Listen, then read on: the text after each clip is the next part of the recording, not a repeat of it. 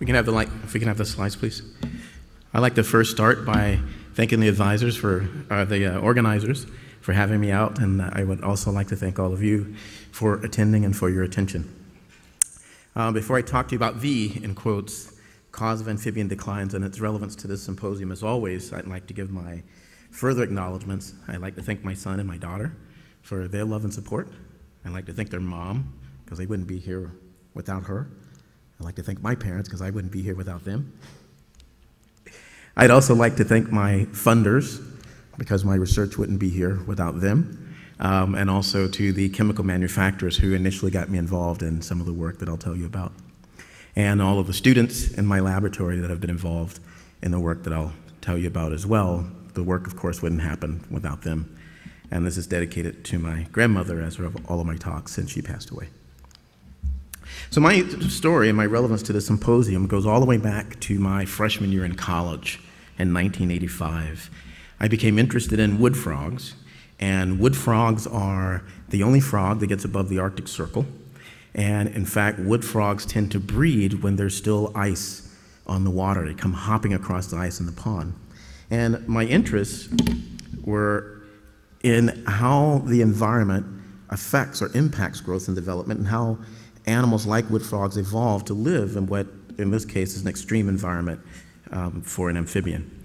So, for example, these are communal egg masses in Massachusetts near Harvard, where I was in school at the time, and hundreds of female frogs lay clutches of about 2,000 eggs each in these massive communal clumps, such that their temperature gradients created so that the eggs in the center of these communal masses are as much as 10 degrees warmer than the eggs on the edge of these communal masses. And so I became interested in how temperature might impact everything from the hatching rate and hatching success to larval growth and larval development, and even whether or not you differentiated into a male or into a female. By the time I was a graduate student, a doctoral student in 1989, I continued with this interest, but became more interested in the interactions between temperature and the hormones that control all of these developmental parameters. So hormones are involved in, hormone systems are involved in everything from regulating growth, larval development, metamorphosis, male development, female development, reproductive behavior, physiology, and temperature interacted with these hormones, because temperature controls hormone production, hormone metabolism, and hormone function. What's more is there are many interactions between the hormones that control things like metamorphosis and sex differentiation, such that, for example, for estrogen, which can affect whether or not you develop into a male or a female, estrogen can also affect the growth hormone axis.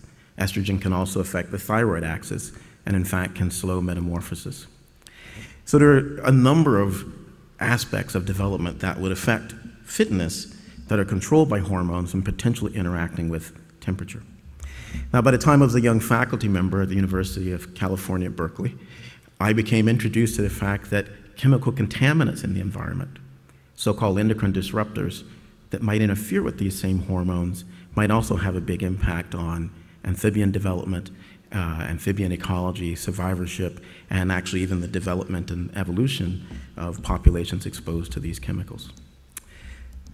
I was introduced to this field of work, again, as a young faculty member, as an assistant professor, when the manufacturer from Switzerland asked me to examine the effects of atrazine on amphibian growth and development.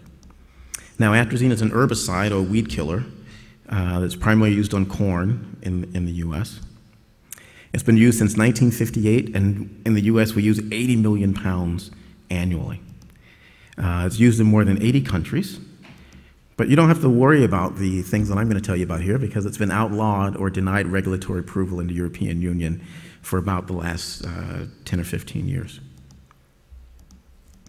So initially we did some work with the African clawed frog Xenopus laevis, and we showed that in Xenopus laevis exposed to atrazine, and this is work that we published in Proceedings in the National Academy of Sciences, that atrazine inhibited growth of the voice box in males, an indication that atrazine was causing a depletion of the male hormone testosterone.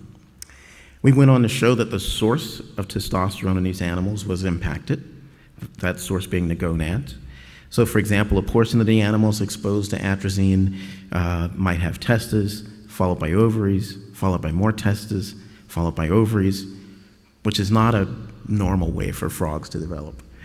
We got true hermaphrodites in many of these individuals. At the time, we proposed that atrazine worked in the following way. Testosterone, the male hormone, can be converted into estrogen, the so-called female hormone. It turns out that atrazine induces the enzyme, aromatase, which converts testosterone into estrogen. And the production of estrogen, we believe, is what feminized the frogs, whereas the loss of the metabolism of testosterone, so-called chemical castration, we believe was the explanation for the demasculinization. We were able to show, for example, that adult frogs exposed to atrazine, in fact, had reduced levels of testosterone, such that their levels of testosterone were not different from females, normal or control females. So indeed, they were chemically castrated. We went on in a second paper that was published in Proceedings of the National Academy of Sciences a couple years ago to show that of those animals that are exposed, when they become adults, a proportion of the animals that presumably start out as hermaphrodites completely develop into females, even though they might be genetic males. So, for example, in Xenopus laevis, there's a gene called DMW that's only present in females. So we now have a mechanism for determining the genetic sex of these frogs. That's a male, and that's also a male.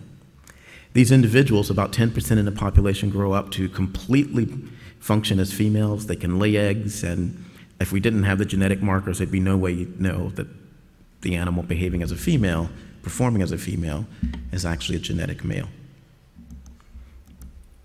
What's more, we went on to show that of those males that do not turn into females, they suffer from impaired reproductive success.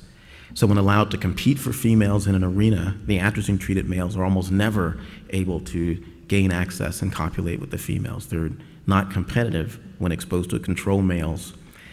And the reason that they're not competitive is that those control males have much higher levels of testosterone. So if you look at the individual levels, the hearts show you the males that successfully copulated, and the circles show you the males that were unsuccessful. There appears to be a threshold or a cutoff, and below which those males are unsuccessful at gaining copulations with females in a competitive situation. We're not sure if those males are unable to compete with the control males because they are prevented from access to the female, or if the females in fact reject them. It seems likely, however, that those males with low testosterone don't even make attempts. They don't even try to compete. When atrazine and control males are placed alone with females, so no competition, we find, for example, that there's an incredible low rate of fertility for the atrazine-treated males. Fertility is assessed by allowing animals to mate, to copulate overnight, and then the number of fertilized or developing eggs are simply counted to determine the frequency of fertilization.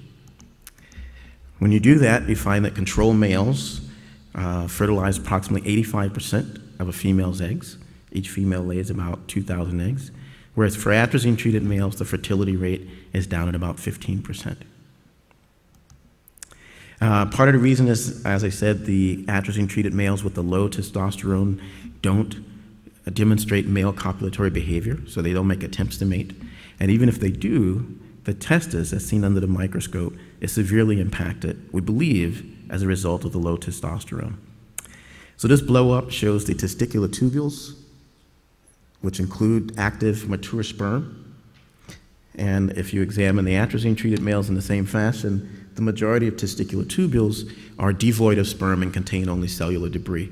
So even when they show the copulatory behavior, they don't have enough testosterone to support sperm production, and so their fertility ends up very low. So the next thing that we did is, in a paper that we published in Nature a few years back, as we expanded our work to examine other species of amphibians, not just the African clawed frogs. We showed in that particular study that males of the American leopard frog, Ranapipians, or now Lithobates pipiens, are also feminized. So these are testes, and these large lumps, testis, and large lumps below the testis, are actually vitellogenic or yolking eggs bursting through the surface of this exposed male's testis.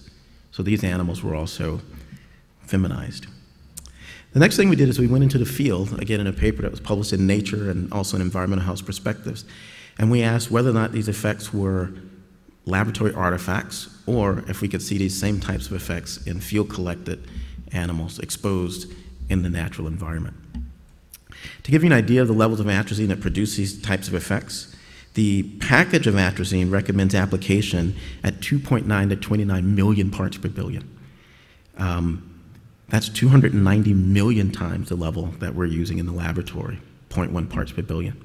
The figures now are showing you published data illustrating the minimum and maximum detected levels of atrazine in a variety of environments, including agricultural runoff, temporary pools, permanent water, and precipitation.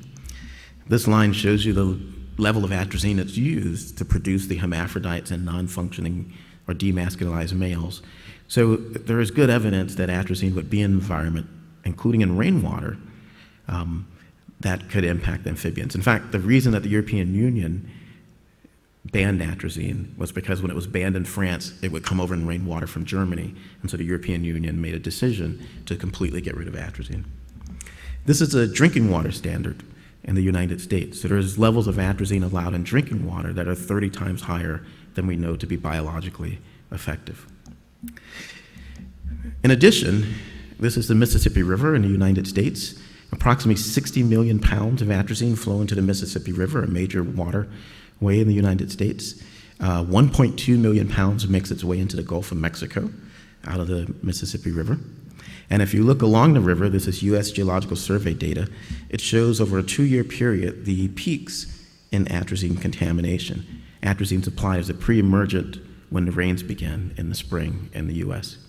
If I plot onto this the breeding season for amphibians along those areas, and the red line now shows you the level of which atrazine is biologically effective, here are the breeding seasons in all those regions for the leopard frog, the animals that we will examine in the field. So there's definitely levels of exposure that you would appear to produce biological effects, and those levels are maximum when amphibian larvae are present in the environment. So we conducted a study where we examined animals in the field, and now I'm going to show you a cross-section of a testis under the microscope.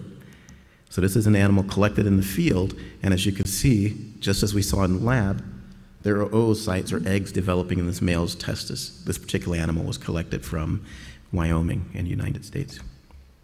We conducted a study that was again published in Nature, where we conducted a transect across the United States, and every place that we found feminized frogs, we also found significant atrazine contamination and vice versa.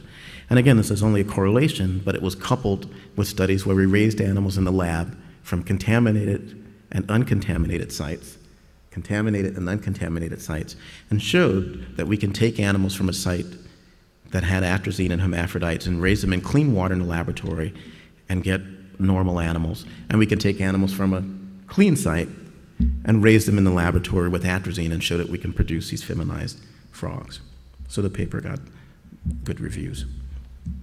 The next question we wanted to answer is how relevant is atrazine in a landscape like this? So the Midwest in the US, we mostly grow corn and soy. And the high levels of atrazine are in the Midwest. As you saw on the map, the red areas are where the most atrazine is used. The problem is in a place like that one in Nebraska that you just saw, is that in addition to atrazine and this runoff, and there are actually tadpoles developing in that water, there's a whole host of other herbicides shown in red, insecticides shown in purple, and fungicides shown in blue. So the next question we wanted to ask was how important is atrazine in this landscape when there's so many other potential contaminants that might also have developmental effects? So we conducted a large study where we looked at all of those individual chemicals used on that one field that I showed you, and we looked at those chemicals alone or in the combination that they're applied to the field, and we raised over 3,000 individual animals and examined a number of parameters. The first thing we discovered is that the mixtures had a profound effect. So if you compare time to metamorphosis for controls, animals exposed to the two herbicides, atrazine and metolachlor, and animals exposed to the mixture, on average, there's a significant delay of several days in time to metamorphosis. So the mixture of pesticides actually causes a delay in larval development of as much as 2 weeks. So you might imagine how significant is that in the real world. This is a slide from a photograph I took in Belize, back when my kids were much younger and not so interested in frogs. But here's a breeding site along the roadway in Belize. Here's that same site, where you can see the tadpoles in the water, and here's literally that same site the very next day. So 2 weeks can make a huge difference on survivorship of individuals and in populations. So a delay in pesticides can have a huge impact on a population. What's more, as we go back to that site in Nebraska, so here's that tadpole breeding pool that I showed you. It's about maybe a half a meter deep at this point, and here it is literally the next day. So again, a one-day delay in metamorphosis can make a huge difference if you're trying to metamorphose and escape that pond. A pesticide mixture that's delaying metamorphosis can have a big impact. What's more is as the water evaporates, the pesticides become more concentrated because they're not leaving. So the very pesticides, as you can see here, that are delaying your metamorphosis as the pond dries up are actually increasing in concentration and further decreasing the likelihood that you'll escape metamorphosis, escape via metamorphosis. One of the other things we examined was the relationship between size and time to metamorphosis. And I'm going to walk you through this series of graphs. What you see on the y-axis, in this case, is body weight, and that's being contrasted with the time to complete tail resorption, or metamorphosis. And you're looking at individual animals, and this was replicated 3 times with 30 animals in each treatment. For controls, what you see in black is that there's a positive correlation. The longer you take the metamorphose, the larger you are. It's just like being pregnant. The longer you carry the baby, the bigger the baby. In yellow, you see when you mix the 2 chemicals, you get a negative, but yellow means a non-significant correlation. But when the whole suite of chemicals are mixed together at low concentrations, you get a negative and statistically significant correlation. In other words, the longer they take the metamorphose, the smaller they are, the exact opposite of what you would predict. What's more is if you look at all the individual chemicals that are used in that mixture on that particular farm, there's a positive correlation, so the individual chemicals don't have an impact when they're exposed individually. 3 of the chemicals in blue still have a positive correlation, but it's not statistically significant. But more important, when you look at the pesticide mixtures, you find that, especially for the full mixture, that there's a significant negative correlation between time to metamorphosis and size at metamorphosis. Probably what's even more important is that if you look at the individual chemicals, so in this case, S-metolachlor has no effect on the timing of development and size. Atrazine has no effect, no significant effect. There's still a positive correlation. But when you mix the 2 together, you get a negative correlation, and that's not predictable from looking at the 2 chemicals individually. The consequences of being small are significant for a frog. For example, frogs don't chew. So the smaller you are, the less likely you are to find food. And of course, the smaller you are, the more likely you are to be food. So even though they aren't dying directly, there can be a significant impact. Even if they escape the pond, there can still be a significant impact on survivorship of individuals and on those populations. What's more is we found that animals exposed to this mixture were more prone to a disease called flavobacterial meningitis. Turns out the control frogs also carry the flavobacterium, but don't get the disease. And we believe that the increased susceptibility in the pesticide-exposed animals is a result of decreased immune function. So this shows the thymus, which produces the immune cells, the T cells for the frogs, is damaged in animals that are exposed to these pesticide mixtures. We made a proposal, again, going back to my original interest in looking at interactions between hormones and the environment, that while thyroid hormone increases larval development and metamorphosis, the stress hormone corticosterone, we showed in work that I did as an undergraduate, inhibits larval development and metamorphosis. The stress hormone also causes immune suppression, decreased growth, retarded development, and inhibition of metamorphosis. So we proposed that there is an interaction with the environment. For example, high temperature is a stressor, which leads to desiccation, which is a stressor, which leads to crowding, which is a stressor. And also as the ponds dry out, the pesticides become more concentrated. And we proposed that those pesticides were also stressors that would lead to further increase of pesticides as you mobilize fat from these animals and result in the immunosuppression, retarded growth and development that we observed in our mixture experiments. So we tested that. We exposed some animals to a similar pesticide mixture, and we measured stress hormone levels, and we showed that, in fact, there's a significant increase in stress hormone levels in frogs that are exposed to these pesticide mixtures. We then re-examined our animals from the field and showed that there was much higher levels of parasites. So these are cestodes in the liver of a field-collected frog, and these are echinostomes filling the kidneys of this field-collected frog. Those are the only kidney tubules in this animal. The rest of the kidneys are scars from echinostome or parasitic infections. So again, our model suggested that these environmental stressors, including temperature, which leads to pond drying, which leads to crowding, can impact stress hormone levels, and these stress hormones can in turn damage the thymus and lead to increased disease rates. And in the case of the parasites, the tissues that are damaged, the liver and the kidneys, are the very tissues that are required to get rid of and metabolize the pesticides. As a result, the disease itself may lead to higher internal pesticide loads, which lead to increased stress hormone levels, which leads to increased disease and parasite loads. Finally, we tested this model in the field, and this work is unpublished. The previous work was published in Environmental Health Perspectives. And we tested this work in the field by basically allowing the farmers to do the work for us.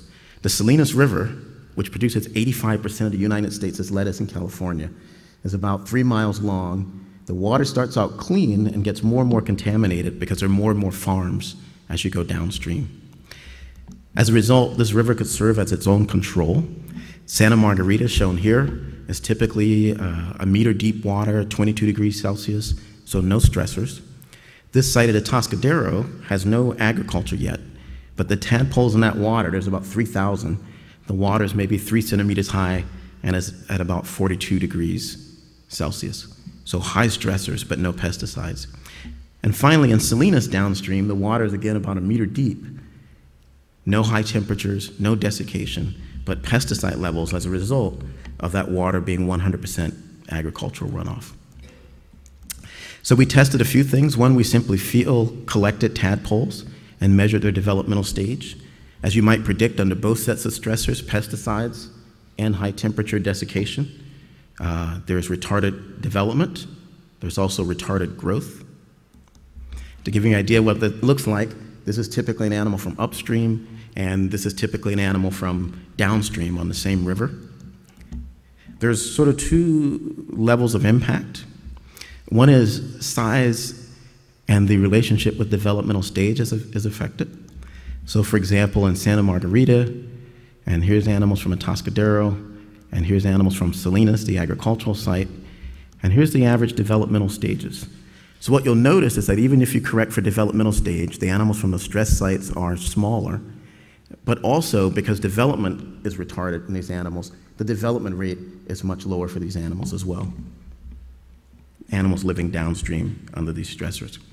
To give you an idea what that looks like, these animals are the same developmental stage, the same age, collected on the same day, just a few hours apart. So there's a significant impact. What's more is we examined immune function by injecting animals in the field in enclosures with simple bread yeast. And when you do that, there's no impact in Santa Margarita. At Atascadero, in these hot desiccating sites, at the higher yeast injection levels, there's increased mortality. And similarly, just downstream of agriculture, there is morbidity and mortality within 24 hours of a yeast infection. So again, the site downstream, there's no heat, there's no desiccation. This is simply agricultural runoff with an unknown number of fertilizers and pesticides causing this effect as we predicted from our laboratory model. I won't read through this, in part because I don't have my glasses. But John Steinbeck wrote in East of Eden in 1952, actually I can read it. Anyway, it's a passage about the millions of frogs in Salinas. And I use this as an example of where we don't have scientific literature showing that populations have declined, but he talks about the millions of frogs that sung in Salinas. So here's a literary artist writing about frog populations that the frogs were so significant in that landscape. Here's what Salinas sounds like now in the 5 years that I've been collecting there. There's not a single native frog calling in Salinas now compared to the millions that Steinbeck cited in 1952. And I'm not going to tell you that the decline in frogs and the global population decline in frogs is due to pesticides, but from a paper I published with my graduate students, I can tell you that pesticides play an integral role in amphibian declines in terms of ultimate causes.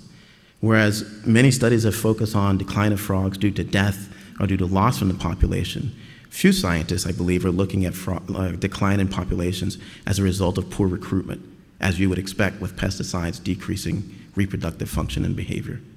At Salinas, we can see all of what we call the ultimate causes, invasive species. So the only frogs that are worked with are North American bullfrogs, which have been introduced. And even they aren't doing well, as the habitat loss restricts them to breeding in water. That's all 100% agricultural runoff. That agricultural runoff that's filled with environmental contaminants or pesticides, atmospheric change or global climate change, temperature change is obviously having an impact. And the pathogens that I showed you are also introduced in part by the North American bullfrog, many of the parasites and diseases that we're looking at.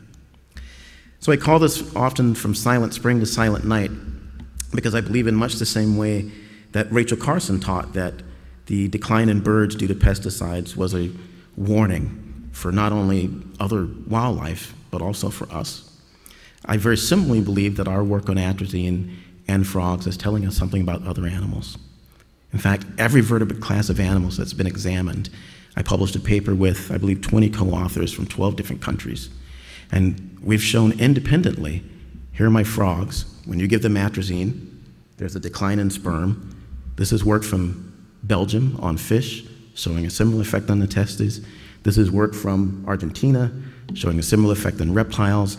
This is work from Croatia and from Nigeria, showing an absence of sperm in rats exposed to atrazine. And finally, this is work from Pakistan, showing an absence of sperm in birds and quail that are exposed to atrazine. So it's an effect that we're seeing across vertebrate classes, and an effect that I think is a good indication that environmental health is public health. This is a slide from Lake Nabugabo in Uganda, where the drinking water for this village is all agricultural runoff. And so the connection between wildlife that would be affected by this water and people in that village would be very clear as compared to my village in Oakland, where we don't necessarily see the connection between our drinking water and between environmental health and public health. We do know, however, that men who have high atrazine levels in their urine, again, this is just a correlation, but men who have high levels of atrazine in their urine have low sperm count and difficulties getting their wives pregnant. Again, it's just a correlation, but it's consistent with what we've seen in fish, amphibians, reptiles, birds, and rodents exposed to atrazine. And among many other effects, I believe that the developmental effects we see in this aquatic organism tell us a great deal about this aquatic organism. Those same hormones that we study in frogs, thyroid hormones, testosterone, estrogen, stress hormones like corticosterone, are also important in human development. And I would argue that one of my frogs trapped in a contaminated aquaria or in a contaminated desiccated pond is no different than a mammal trapped in a contaminated amniotic fluid, as pesticides, over 300 chemicals, humans are exposed to before they leave the womb, because we're working with a placenta that was not designed to keep out the 80,000 chemicals that we've now produced in the environment. Again, it's just a correlation, but already it's been shown that there's a significant correlation between pregnancies that occur during peak atrazine levels and the frequency of birth defects in humans. And this is one of many effects that have been correlated with atrazine and human health exposure. There's several movements in the United States to assist us with our atrazine problem. There's petitions to Environmental Protection Agency. There's a bill that's been written by US Congress that I helped the congressman understand to ban atrazine like you've done in Europe. And there are lawsuits to get the company to stop atrazine production, or at least stop it from coming across in the drinking water for humans. Thank you for your time and attention, and I hope I've added something to your conference.